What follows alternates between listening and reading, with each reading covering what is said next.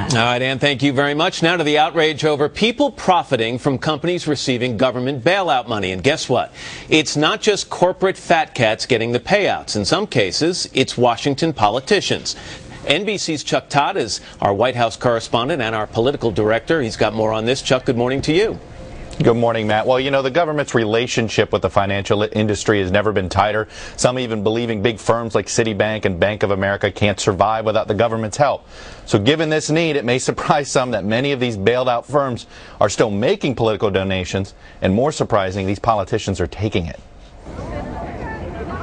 Finding a member of Congress angry about a company that got government bailout money and then paid its employees bonuses isn't difficult. You are disgraced professional losers. And by the way, give us our money back. A binge of irresponsibility and greed. I think this is outrageous. American people are looking at this wondering, why isn't it that Washington gets it anymore? But you won't find these very same members of Congress outraged that bailed out firms are continuing another kind of business as usual, giving them campaign contributions through their political action committees. According to FEC records filed just last week, in the month of February, Pomeroy took $1,000 from Chrysler. Hoyer took $6,500 from Bank of America. Boehner took $5,000 from Bank of America, $5,000 from American Express, and $1,500 from U.S. Bancorp. Cantor took $2,500 from Citigroup, $5,000 from Bank of America, $1,500 from Chrysler, and $2,500 from American Express. And they weren't alone. 36 others took campaign money from government bailed out firms, all in February, when anti-bailout rhetoric was reaching a fevered pitch. At least 9 firms which received more than $1 billion in taxpayer help since October handed out more than $250,000 in campaign money through their employee PACs. And the lawmakers who took the money were a bipartisan group. 11 of the 26 House recipients are on the House Financial Services Committee, primarily responsible for bailout oversight. 14 senators received money from bailed out companies in February. Among them, the Senate Democratic Majority Leader Harry Reid, whose office said he returned his check uncashed. The office for the top Republican on the Banking Committee, Richard Shelby, also said he returned money he received in February. The political campaign committees for both parties were given $15,000 from the Bank of America PAC in February. Campaign finance reform advocate Fred Wertheimer says the government's been bailing out banks and other major too-big-to-fail firms as these same companies continue to use their political action committees to make contributions. It all adds up to kind of a magic circle involving the government, TARP recipients, members of Congress, and campaign contributions.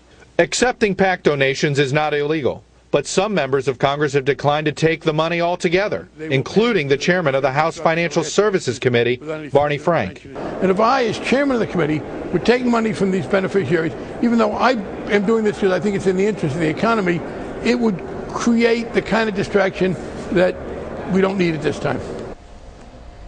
Now, these companies getting bailed out money point out that PACs handle the voluntary contributions of their employees. But FEC records show many donors are top officials. They're not your average bank teller. Meanwhile, many of the politicians we just mentioned told us that the donations don't influence them, but they take them because, like it or not, that's how the current campaign finance system works. Although one insider tells me, and a longtime political fundraiser, he said to me, he said, you know, he thought that both the politicians and the bailed out companies were dumb to keep up this business as usual practice right now in the middle of this financial crisis. Matt. All right, Chuck Todd, thanks very much for that report. Chuck, appreciate it. David Gregory is moderator of Meet the Press.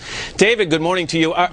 Are people going to watch that report and say, yes, business as usual? Or do you think other people are just going to be stunned by this circle of money? Well, I don't know how stunned people will be if they're already pretty cynical about the way Washington works, the way politicians work. But I think all of this just underscores the credibility problem that many in Congress have on this issue, where they're standing up and saying, give the money back.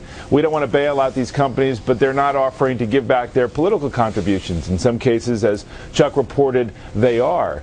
But in a situation where Americans are looking for some accountability and some real redress going forward with these companies is the idea of tax maxing bonuses for AIG at 90% really the way to do that, or is it a way just to respond to the politics of the moment? So how do we handle this from now on when we cover these public hearings where these CEOs are getting raked over the coals by members of Congress? Do we put the graphics up that Chuck just created in his piece showing what money these members of Congress have taken from some of these same companies? You know, I think it's all part of the context here of how Washington's working on this particular issue and whether these politicians are actually stepping up to the plate in terms of living up to their own rhetoric and not taking any of that money. Barney Frank said he doesn't want that kind of distraction.